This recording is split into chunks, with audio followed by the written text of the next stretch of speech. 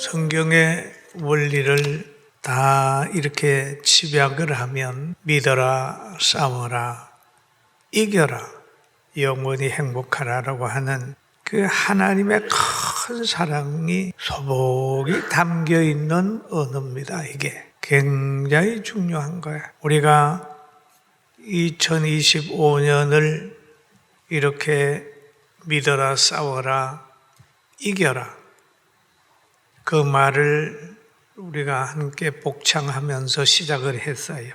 그런데 하면 2월 중순이 됐습니다. 세월은 참 빠르지요. 과거의 어른들이 그럽니다. 야, 세월이 왜 이렇게 빨라? 라고 얘기를 하는 걸 들으면서도 별로 실감이 안 나는데 요즘에 보니까 그 어른들이 하는 말을 이해가 가고 실감할 수 있는 그런 때가 됐구나 하는 생각을 하고 있습니다. 그런데 우리는 성경을 대할 때 저 성경 말씀이 생명의 양식이구나 라는 생각을 딱 가져요.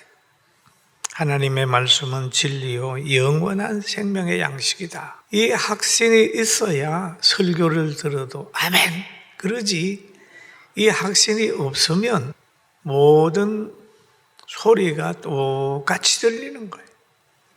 여러분, 이런 확신이 있기를 주의 이름으로 축원합니다. 그래서 오늘 이 본문도 믿음의 복을 받은 바울 사도가 로마 감옥에 있으면서도 자기가 개척한 빌립보 교회에다가 사랑 가득한 편지를 드린 거예요.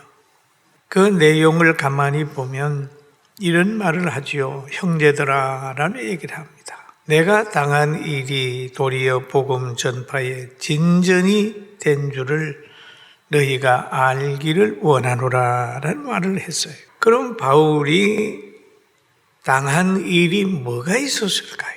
바울이 감옥에서 해고해 보면 자기가 당한 일이 많잖아요. 그게 전체 복음 전파에 유익했고 자기에게 유익했다고 하는 고백을 하게 되는 겁니다. 다메섹 도상에서 예수님 만난 사건, 그것도 바울이 인생이 바뀐 사건이, 그때의 사건을 보면 바울은 3일 동안 음식도 못 먹고 고통 속에 지냈던 기간인데 그 기간을 통하여 하늘의 시민권으로서의 누림이 시작이 된 거예요. 그 후에 바울은 지식이 바뀌었습니다.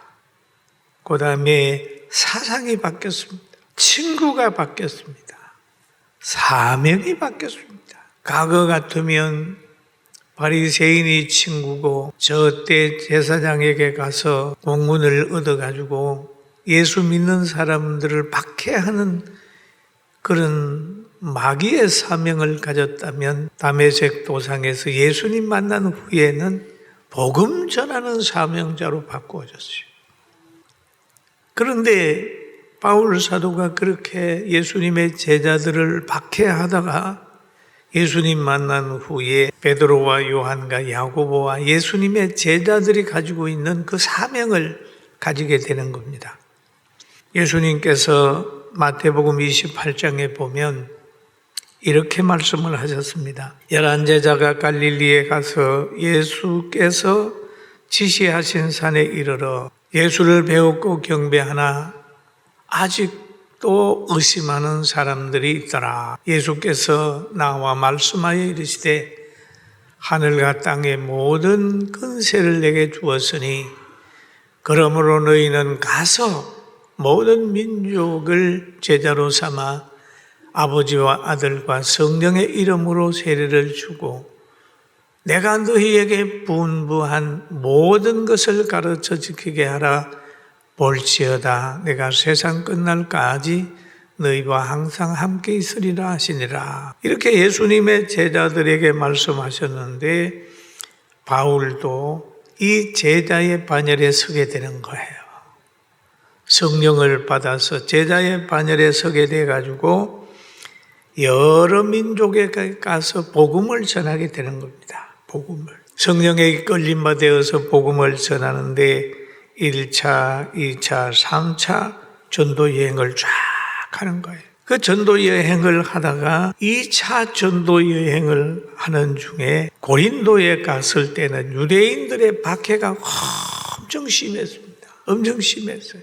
막 갈등하고 있을 때에 사도행전 18장 9절에서 10절 보면은 밤에 주께서 한산 가운데 바울에게 말씀하시되 두려워하지 말며 침묵하지 말고 말하라. 내가 너와 함께 있음에 어떤 사람도 너를 대적하여 해롭게 할 자가 없을 것이니 이는 이 성중에 내 백성이 많음이라 하시더라 라고 했어요. 그러면 예수님께서 제자들을 보내면서 하신 말씀이 내가 어디로 가든지 너와 함께 하리라, 너를 보호해 주리라 라고 하는 말씀 그대로 바울이 위기를 만날 때마다 한산 가운데도 나타나고 역사하셔서 힘을 돋궈줘. 사랑하는 성도 여러분, 우리의 눈에는 안 보이지만은 하나님이 여러분과 저와 함께하는 줄로 믿게 되길 바랍니다.